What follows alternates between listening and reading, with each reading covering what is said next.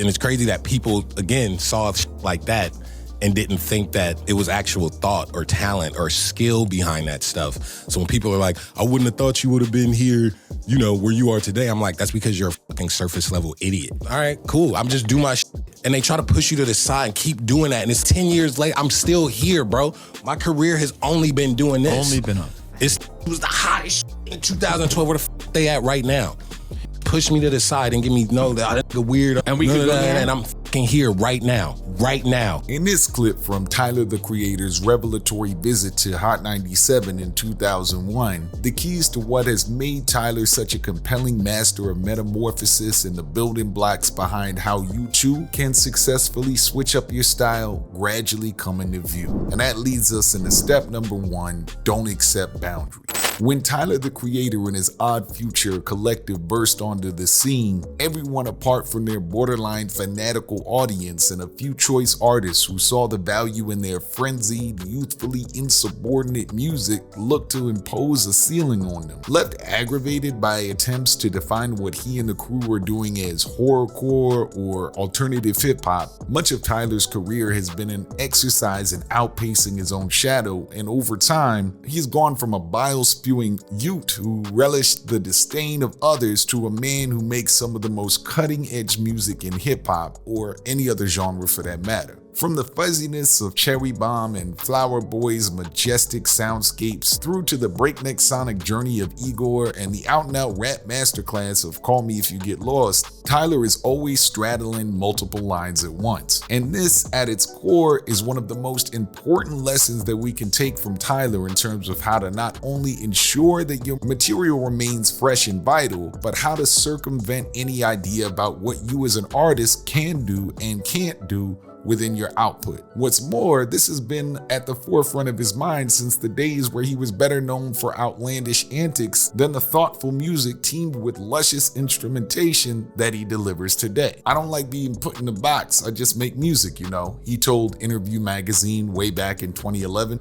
When you're put into a box, people have a set mind state of what your music could sound like even before they look into it. Like if no one ever heard of me, but I'm hip hop, metal, rock, then they're already gonna have an expectation of what the music will sound like. Then when they go in and finally listen to it, it might be different from what they thought, and then they automatically hate it because they already had expectations. Having revealed in the same interview that usually when I'm rapping, I'm creating a big story or a concept song that sounds like a movie to me, Tyler doesn't see things on a microcosmic level. Now, if you yourself are an artist watching this and would like to learn how to write rap lyrics on any topic and bend genres just like Tyler the Creator, visit the video description below for our 100% free video course, How to Write a Rap on Any Topic in 20 Minutes or Less, which you can get free access for by clicking below. Now, at all times, Tyler's focused on the big picture, which governs everything he does, and that is achieving the renown that has been so regularly withheld from him on the grounds that he is a self-professed weirdo who has always felt like the odd man out, both artistically and in his personal life. Our fans relate to our music, but most of the time the people who say that our music is dark and weird say stuff like that, and it doesn't relate to them, so they judge it based on what shocks them the most, he said in 2011. I'll be reading stuff where people say he's not lyrical and the rap is supposed to be lyrical and have passion, and I'm sitting there like he's rapping about his life and how he misses his brother on the song Nightmare from Goblin. So the fans walk away as fans who are relating to the stuff, knowing what the I'm talking about is not passionate. But I guess those people just don't relate to anything we're saying, so they're quick to judge. Where others would have been discouraged by these ideological blockades, Tyler extracted strength and maybe just a healthy amount of spite from the experience of being counted out so thoroughly. And in doing so, he's utilized each deft reinvention as a way to thumb his nose at the critics. Oh, bro. He was never good of a rapper anyway. That's why he had to pitch his voice and sing. Oh, really? Clearly, this undeterred spirit is exactly what's needed if you're to successfully redraw the boundaries of your artistry. But as Tyler's next lesson reveals, you shouldn't expect all the pieces to harmoniously come together at once. And that's step number 2, stumbling blocks are certain. Just learn along the way in order to know what to do, but some people try to know what to do before they see the shit, and it just fully hinders everything. And I don't get embarrassed, so I'm so okay with failing and up and saying, oh, well, that didn't work, what's next? And surrounding yourself with people like that is the illest. In hip-hop, self-assurance is a quality that's often viewed next to godliness, and as a result, rappers are often unwilling to tread too far out of their comfort zones for fear of plummeting back to earth in a hail of jeers from their listeners. In Tyler's book, this mindset is basically artistic strangulation. Instead, experimentation is where the joy and most often the spoils are more likely to be found. Me and my friend talk about all the time, it's like nature versus nurture, just that idea, and I just always been a super curious, what's that over there? That was me, so I've always been like that guy. It's just me. Always eager to explore any avenue and see what it yields, Tyler's capacity for remolding himself and subverting audience expectations is directly linked to this fearlessness to pursue ideas even if they don't always come to fruition. And as he detailed, there's no shame in changing course or putting a pin in something that isn't fully realized yet, as you never know if it might lead you to striking gold at a later date. I don't know, dude, you could come back to it. I don't get married to things. Like, it's, oh no, this will work better here. You know, it's okay to move on and switch things up. Come back to it later. I started See You Again, that came out 2017. I started that in 2014, right when I first met Callie.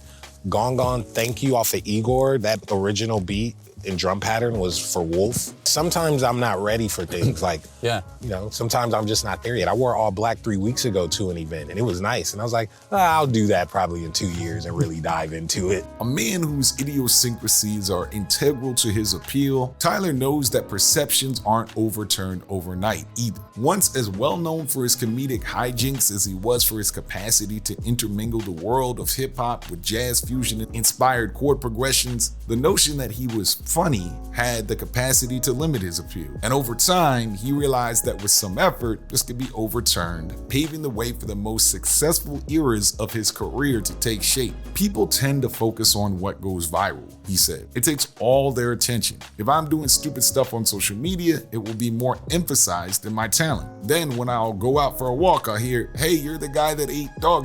I don't want to be known for that. In 2017, I decided to stop my bull and make sure my music would come first, and it changed everything. Now I can be silly and fun again, he continued. I'd rather have people think that I'm a super talented guy who cracks a joke than the super funny guy who makes music. Although he could have spent his entire career retreading the joyful juvenile delinquency that helped make him a star, Tyler wanted more and cajoled his audience into going along for the ride. In doing so, he found new recruits along the way. This, in a nutshell, is the outlook that has led to the last but by no means least important step in Tyler's method, and it's one that comes all down to having the courage to take the reins and light the way. Step number 3, lead and others will follow. You want something to believe in, and it could either be positive or negative, but it's just how you carry yourself. You know, if you carry yourself like, just with those leader qualities, I don't need to listen to anyone. I'm gonna do this, I believe it. Some people will be like, oh, yeah, I guess I don't have to be a part of this box. And that's how a lot of the greats are, I guess, which I just noticed similar qualities. They're themselves no matter what. And some people need that. An artist who came around in the dawning of the internet age, Tyler didn't have to wait for any tastemakers or industry gatekeepers to permit him to garner an audience. In fact, he actively derided them at every opportunity. Instead, what has allowed Tyler to usher his fan base from one productive period of his career to another, and what will be just as vital if you hope to mimic his career trajectory, is to always carry himself with such confidence that others are all too happy to come along for the ride. For all intents and purposes, his decision to don a blonde wig and a multi-tonal suit for the Igor era of his career should have raised eyebrows, but because he threw himself into it with such zeal and energy, audiences came along with him. In keeping with this deeply interwoven confidence, a tie-in which helps to make Tyler's powers of reinvention so potent is that he aims high uncompromisingly. So by the time that he was winning Grammys, the fact that he was a self-professed weirdo that was running rings around artists whose purpose is to gain commercial success such as DJ Khaled, it didn't feel like a fluke, but the payoff of years spent making himself a master of his own ever-changing lane. That Khaled thing was like, it was fun. It was just watching a man die inside because the guy that, the weirdo was winning. I was moonwalking in a wig. This nigga had everyone on his album, everyone. And he wasn't wrong. Like, I'm not in the barber shop. I'm not at the club. I'm not in the back of the Maybach, right? And he's not wrong. But like, it's like a piece of me really didn't like that at all because it's, man, I love rap music. I make music, but rap is my thing. It was already making alternative rap and not fully being, again, accepted by like the BETs or like a lot of them. So for some guy like that to kind of indirectly be like, that ain't real rap, that's what it felt like. But I didn't say nothing. I just let that number one speak.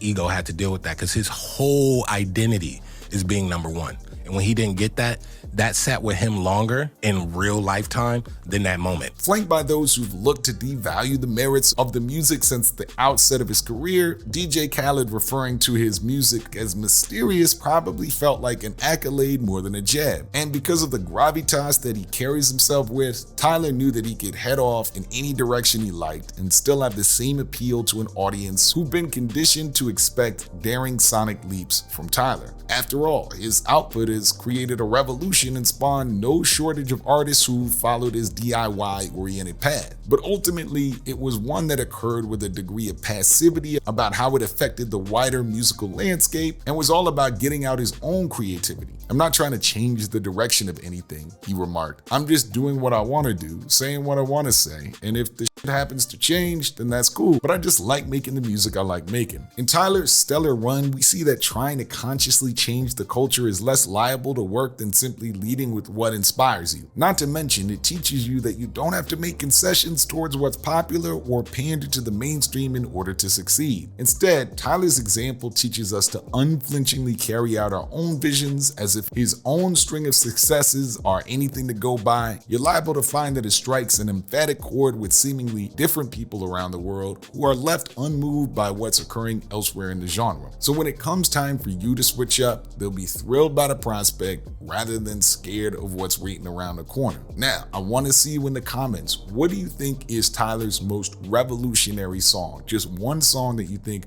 changed the game forever. And of course, if you're an artist, be sure to pick up that free video course in the video description. I'm your host, the big homie Drew for How to Rap. I'm out.